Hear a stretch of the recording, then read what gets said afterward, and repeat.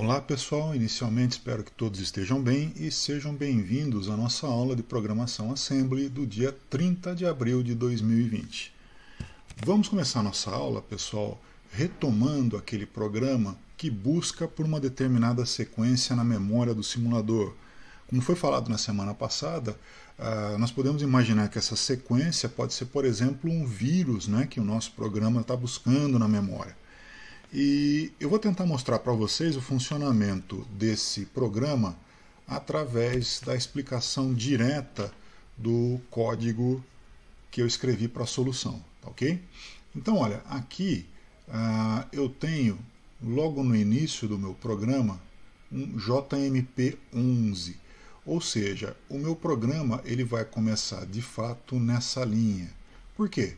Porque da linha 1 até a linha 10, eu tenho um conjunto de bytes que devem ser analisados, né, que são os elementos da memória do computador que nós vamos analisar.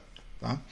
E nesse trecho, né, nessas posições de memória que vão de 1 a 10, se houver a sequência 28, 13 e 35, então nós devemos fazer com que o registrador DX receba o valor 1 para indicar que essa sequência foi encontrada. Caso contrário, o registrador DX vai permanecer mantendo o valor 0. Tá? Só para ilustrar, não é? Nesse trecho da memória, nessa região da memória, nós temos a sequência indicada. Portanto, realmente, ao final do nosso programa, espera-se que DX receba o valor 1. Correto? Gente, vamos analisar o código, porque dessa forma eu acho que fica mais fácil para entender. Tá? Então, linha 0, JMP11, a gente vem, portanto, para a linha 11, né, para a célula de memória de endereço 11. E a primeira coisa que a gente faz, olha, store load 0, não é? A gente carrega 0 no registrador AX. E no registrador DX a gente coloca esse 0 e no BX também. Tá? Só para ilustrar, pessoal, eu vou deixar anotado aqui mais no finalzinho do programa, o DX ele tem a resposta. Tá? Se o programa encontrou ou não a sequência que ele estava buscando. O registrador BX ele tem o quê? Um endereço de memória, né? O valor dele vai fazer o papel de um endereço de memória, e esse endereço ele é algum desses valores, perdão, ele é algum desses endereços onde estão os valores da memória que nós estamos pesquisando. Ok? Então, do 1 até o endereço 10, correto? Bom, IncBX. Se o BX tinha 0, incrementando ele passa a valer 1. Eu vou escrever aqui embaixo. Tá?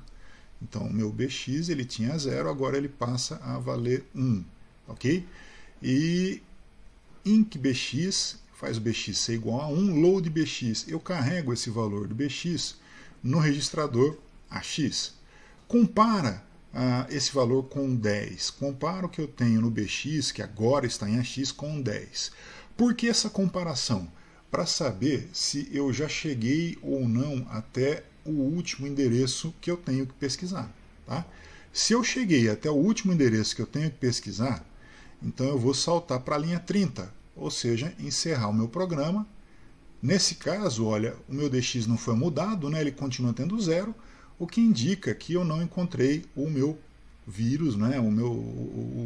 A sequência que eu estou buscando na memória. Tá, ok? Bom, só que ele só vai pular para o 30 se eu realmente tiver 10 no registrador AX, ou seja, por consequência no registrador BX. Tá?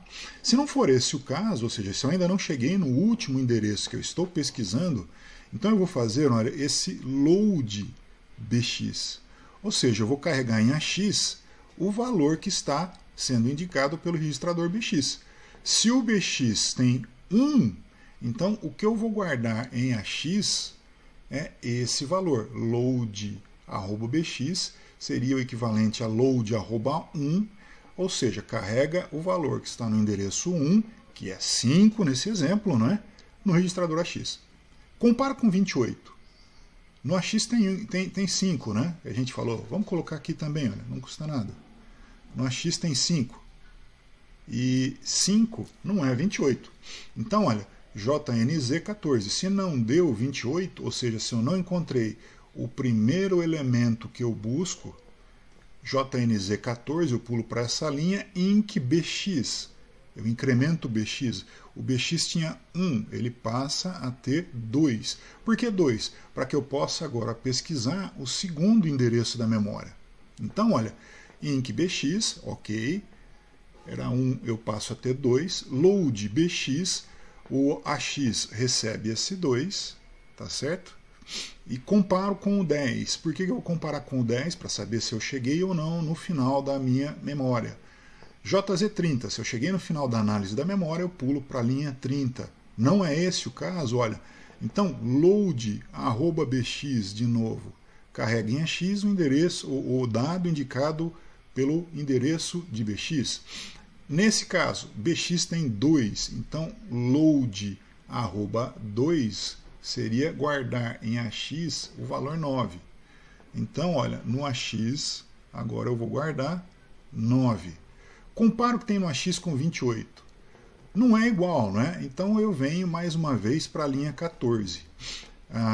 Incrementa o valor de BX. Ele tinha 2, ele passa a ter 3. Por quê? Porque agora eu vou explorar o endereço 3 da memória.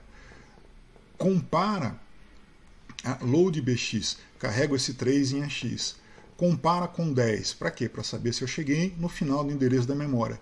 Se não for 10, aliás, se for 10, me desculpem, eu pulo para a linha 30. Caso contrário, eu vou trazer para dentro do AX o valor indicado pelo endereço em BX. No BX eu tenho 3, então olha, o que eu vou trazer para dentro de AX agora é 28. Tá. Seguindo, compara com 28. Opa, agora é 28. Então eu não vou pular para a linha 14. O que é que eu vou fazer? Eu vou incrementar o valor de BX. Ou seja, BX tinha 3, agora ele passa a ter 4. Load@bx. Carrega em AX o que está guardado no endereço apontado por BX. O que tem no endereço apontado por BX? 28. Então eu vou guardar esse 28 em AX. Compara com 13. Opa, 28 não é 13. Então, olha, se não deu 13, eu pulo para a linha 15. Na linha 15, load BX. Ou seja, eu vou recomeçar o meu teste, porque a minha sequência não era 28, 13. A minha sequência acabou sendo 28, 28. Então, load BX, se o BX tem 4, notem que eu, mais uma vez, vou guardar agora esse 28 em AX. E, olha, compara com 28. É 28? É 28. Então, olha, eu não vou voltar para a linha 14. Eu vou agora aqui, olha, INC-BX. BX tem 4, ele passa a ter 5. E load@bx. No endereço 5, eu tenho 13. Compara com 13. Opa, é 13. Então eu não vou desviar. Eu vou seguir aqui, olha, para essa instrução. INC-BX tinha 5, agora ele vai ter 6. Load@bx. Coloca em AX o conteúdo apontado por BX. Na linha 6 tem 35. Então eu vou colocar 35 em AX. E agora, compara esse valor de AX com 35. É 35? É 35, sim. Se não fosse 35, pessoal, eu pularia para a linha 15 e faria toda a análise de novo. Como é 35, isso significa que eu achei a minha sequência, não é? O 28, o 13 e o 35. E, portanto, eu devo incrementar o meu conteúdo de DX. Ele tinha 0.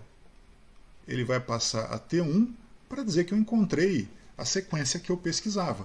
e aí fim do programa. Tá? Então é assim que ele funciona.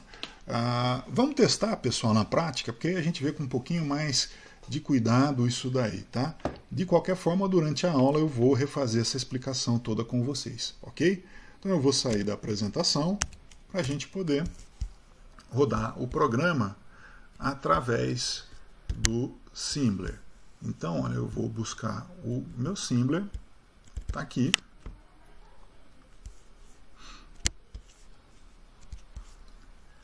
Deixa eu expandir um pouquinho a telinha do Simler.